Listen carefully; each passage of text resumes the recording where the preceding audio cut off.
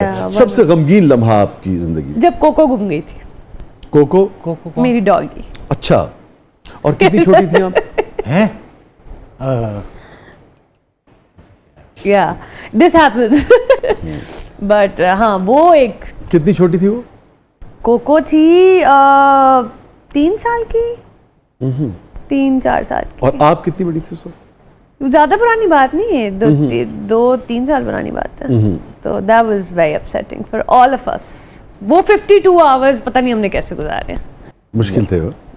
बहुत मुश्किल थे वो वही आई थिंक मुझे ड्रामों में जब रोना होता है ना, वैसे मैं कोशिश करती हूँ कि हम ग्लिसरीन डाल लें, कुछ ऐसा कर लें, बट अगर मुझे रोना परफॉर्म करना है ना, तो मैं अपने आप को वो वाला डिप्रेशन देती हूँ, आई गो बैक देयर।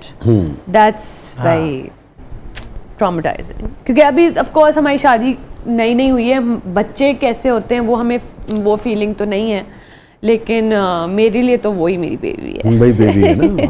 और वैसे भी पेट जो है वो बहुत ही ऐसे बच्चों की एक जान है वो। आई थिंक मेरी जिंदगी का अगर कोई वन ऑफ द मकसद है वो ये है कि मैं अपने फॉलोअर्स को, अपने फैंस को, पाकिस्तानी अवाम को पेट फ्रेंडली करना चाहती हूँ।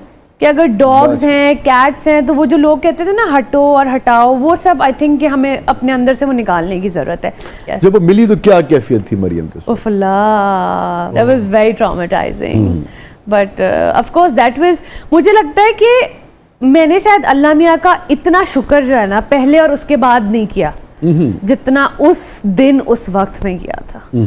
So that is something that's very, बाद में भी करना ही चाहिए वैसे, अब मुझे ख्याल आ रहा है, बट या उससे पहले इतना शुक्र नहीं किया था। नहीं तो कोको ने बताया नहीं कि वो कहाँ गई थी? नहीं, लेकिन हमें वैसे पता चल जाता है क्योंकि कोको एक वो वाहिद डॉग, वो ना एक शिट्जू माल्टीज का मिक्सचर है, so she is like a white colour का फ्लफ बॉल। तो लोग हमें कहते थे कि ये तो मिलेगी ही नहीं आपको, और हम कहते थे हम भी ढूंढ के रहेंगे। हमने हर पूरे इस्लामाबाद में उसके पोस्टर्स लगे हुए थे, OLX पे उसके पोस्टर्स लगे हुए थे, प्लेटफॉर्म्स पे, सारे सोशल मीडिया पे लोग, और हमारे दोस्त यार बहुत लोग कोको को ढूंढ रहे थे, बहुत लोग। सेफ्टी के कैमरे जो लगे हुए शहर में वो भी कोको को ढूंढ रहे थे। हम कहते थे हम तो 11 मुल्कों की पुलिस कोको को ढूंढ रही है। बहुत बंदा कोको को ढूंढ रहा था। अब भी है कोको? अभी भी है कोको मेरे पास। और उसके बाद एक और एपिसोड भी हुआ था कि कोको घर में ही बिस्तर के नीचे छुप गई थी। अच्छा। खेल रही थी लेकिन आवाज नहीं दे रही थी, कुछ बता नहीं रही थी, तो सबको लगा दोबारा गुम गई है। वाह।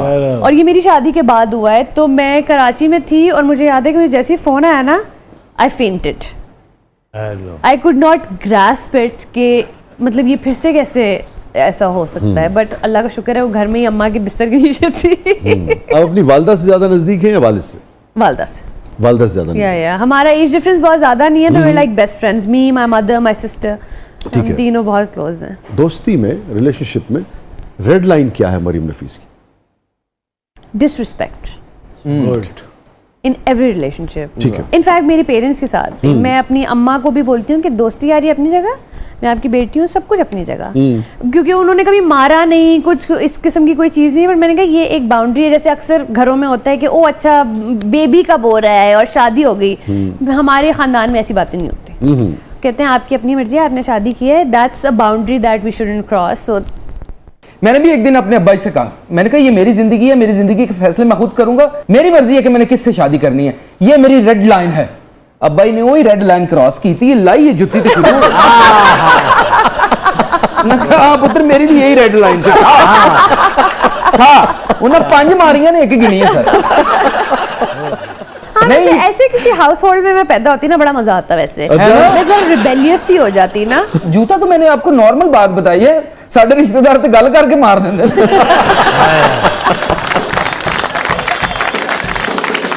मरियम, डिस्करेज किया हो किसी ने कभी? हमारी फैमिली एक बहुत अच्छी बात है कि हमारे यहाँ की जो औरतें हैं ना वो बहुत सिक्योर हैं।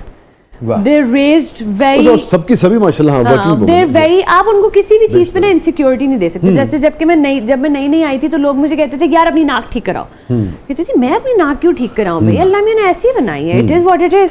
जबकि मुझे साइनसाइटिस है, तो मुझे डॉक्टर ने बोला कि मैंने आप अपनी साइनस का ऑपरेशन करवा लें, मैंने कहा यार मैं हड्डी ऑपरेशन, वड्डी का हो जाता हाँ ये वाली जो हड्डी उठी हुई है, मैंने कहा मैं ऑपरेशन नहीं कराऊंगी, खुदा ना खास्ता, मैंने अम्मा को भी बोला, मैंने अमान को भी तो बोला, बहुत तकलीफ दे होता है यार वो। हाँ मैंने कहा खुदा ना खास्ता if I am ever on the table तो आप लोग करा देना, लेकिन मैं स्पेसिफिकली वो नहीं करा सकती साइनसाइटिस का। तो मैंने कहा मैं क्यों कराऊं भाई, मेरे नसीब में जितना रिस्क है मुझे उतना ही मिलेगा, इस नाक के साथ नई नाक के साथ डजंट मैटर।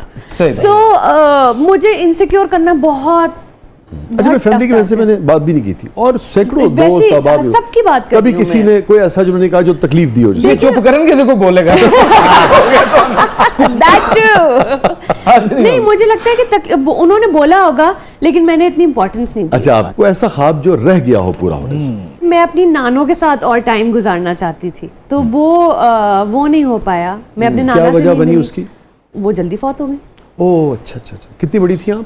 मैं थी 4-5 साल की। 4-5 साल की। लेकिन वो 4-5 साल में मुझे लगता है मैंने उनके साथ जितना टाइम गुजारा हूँ मुझे पूरा याद है। बट आपको बहुत अच्छी लगती थी वो? उफ, बहुत अच्छी लगती थी मुझे वो। उनको मिस करती हैं आप? उनको मैं मिस करती हूँ। आई थिंक मैं उनके साथ, और मैं क्योंकि अपने ननियाल का पहली बच्ची हूँ, हाँ, तो सारा खानदान जो है। तो I have most memories with her. तो आई थिंक अच्छा। आई वुड वांट टू, अभी मैं देखती हूँ ना लोगों की नानियाँ दादियाँ वो सब हैं, तो I think that's one thing that I feel के। कुछ याद पड़ता है क्या कहती थी आपकी नानी आपको प्यार से?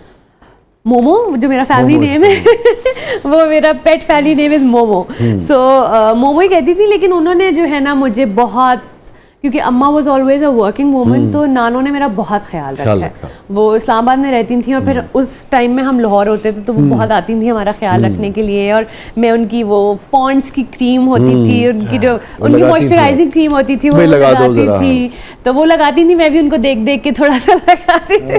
सो आई थिंक वो I have very sweet memories of. अगर आपको याद पड़ता हो आखिरी बात आपकी, जो आखिरी याद आपकी नानों की आपके जहन में है? हॉस्पिटल। अच्छा अच्छा अच्छा। हाँ, आई रिमेंबर द हॉस्पिटल। आप गई थी उन्हें विजिट करने? नहीं गई थी उनको विजिट करने, visit मैं जाती थी उनको विजिट करने। आखिरी बात क्या हुई उनसे, क्या उन्होंने बात की थी आप? चले, अल्लाह ताला आपकी नानों के दर्जात बुलंद करे, और यही जो खूबसूरत रिश्ते और चीज़ें हैं, यही इंसान के अंदर सॉफ्टनेस पैदा करती हैं, यही इंसान को अच्छा इंसान बनाती है। ऑफ कोर्स, आई थिंक अच्छा इंसान, आई पर्सनली थिंक सब अच्छे ही होते हैं।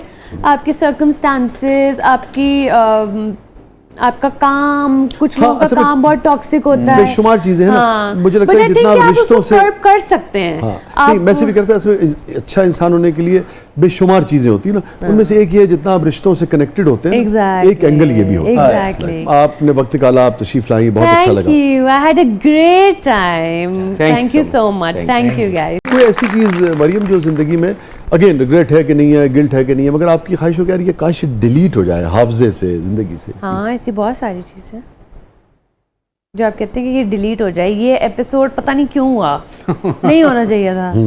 हाँ, ऐसे तो होते ही रहते हैं, आपके एक्सेस होते हैं।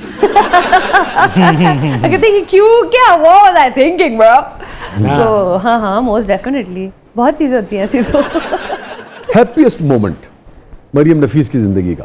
एक आंटी थी, उन्होंने मुझे ये बोला था कि मुझे लगता है कि वो मेरे पास आई, उन्होंने पूछा मेरी अम्मा का नाम लेके कि तुम कहीं उसकी बेटी तो नहीं हो? मैंने कहा कि जी मैं उनकी बेटी हूँ। तो उन्होंने कहा कि मैं तुम्हें पिछले 3-4 घंटे से देख रही हूँ और मुझे लगा कि तुम उसी की बेटी हो।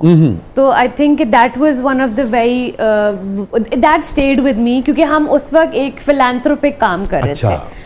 सो उनको कहीं कोई ख्याल आया होगा, तो उन्होंने कहा कि मैं तुम्हें देख रही हूँ, और मेरे दिमाग में था कि ये शायद उसी की बच्ची है। तो I think that is one moment. हालांकि देखो बिल्कुल कितनी एक सादा सी बात है, बहुत सादा सी बात है, सादा सी और अलग सी बात है। हाँ, स्टेड विद मी।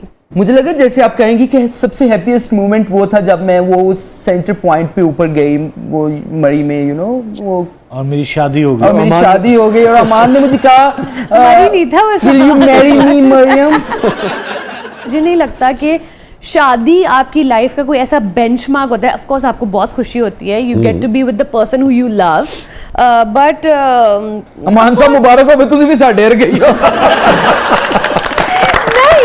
कोई फायदा नहीं होगा डायरेक्टर बन के। आई थिंक हैप्पीएस्ट मोमेंट यार देखो, इस सेगमेंट का ना ये मतलब नहीं है कि जो आप, मैं या कोई चाहता है वो जवाब दे जी। इसकी ब्यूटी ये है कि हर शख्स का जिंदगी को देखने का एक अपना अलग अंदाज है, वो सामने आता है। तो मुझे बड़ी खुशी हुई कि भाई मरियम ने वो बात शेयर की जो उनके नजदीक सबसे हैप्पीएस्ट मोमेंट।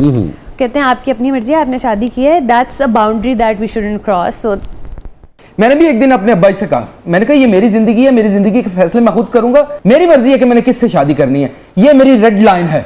अब्बाई ने वही रेड लाइन क्रॉस की थी, लाई ये जुत्ती तो शुरू मैं कहा पुत्र मेरी भी यही रेड लाइन थी. हाँ उन्हें 5 मारियां ने एक गिनी है सर. हाँ, नहीं। ऐसे किसी हाउस होल्ड में मैं पैदा होती ना, बड़ा मजा आता वैसे. है ना? मैं जरा रिबेलियस सी हो जाती ना. जूता तो मैंने आपको नॉर्मल बात बताई है, साढ़े रिश्तेदार तो गल करके मार देंगे.